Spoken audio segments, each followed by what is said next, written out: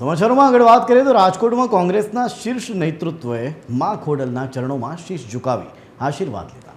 નવા વર્ષમાં ગુજરાતના લોકો માટે સુખ સમૃદ્ધિની પ્રાર્થના કરી અને વિપક્ષ તરીકે લડવાની શક્તિ માંગી. કોંગ્રેસે સ્પષ્ટ કર્યું કે તેઓ કોઈ રાજકીય એજન્ડા સાથે અહીં આવ્યા નથી. મુલાકાત દરમિયાન નેતાઓએ ગુજરાતમાં કમોસમી વરસાદથી ખેડૂતોની પાયમાલી અને કથળેલી સ્થિતિ પર ચિંતા વ્યક્ત કરી. તેમણે સરકારની નિષ્ક્રિયતા પર સવાલ ઉઠાવ્યા, જેના પર ભાજપ ઉપાધ્યક્ષ ડોક્ટર ભરત બોદરાએ કહ્યું કે માતાજીના મંદિર પર સૌ કોઈ આશીર્વાદ લેવા આવી શકે છે. જોકે કોંગ્રેસ દ્વારા ચૂંટણી પ્રચાર શરૂ કરવામાં આવ્યો છે. ગુજરાતમાં કમોસમી વરસાદને કારણે આજે આપણે જોઈએ છે કે ચારે તરફ ખેડૂતો આર્થિક રીતે પાયમાલ થયા છે.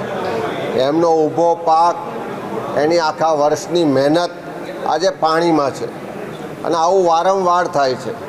બીજી તરફ ચારે બાજુ કાયદો વ્યવસ્થાની પરિસ્થિતિ કથળી છે.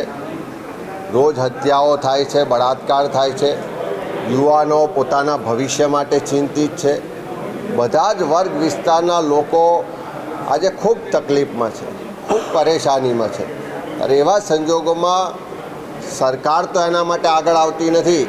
કોંગ્રેસનો ઈરાદો ચૂંટણીના શ્રી ગણેશ કરવા માટેનો પ્રચારનો છે અને જે રીતે ગુજરાતમાં કોંગ્રેસના શાસનમાં સૌરાષ્ટ્રના ખેડૂતોના દીકરાઓ ગાંધીનગરમાં વીજળી માંગવા ગયા હતા, એમની પર ગોળીઓ ચલાવી હતી. ઘણા દીકરાઓ મોતને ઘાટ ઉતાર્યા હતા. આજે પણ એમની ખાંભીઓ ગાંધીનગરમાં જીવંત છે. સૌરાષ્ટ્રના પાટીદાર નેતાઓની હત્યા કોંગ્રેસના સમયમાં જ થઈ હતી. સૌરાષ્ટ્રના પાટીદારો અને ખેડૂતો ક્યારેય આ ઘટનાઓને ભૂલશે નહીં.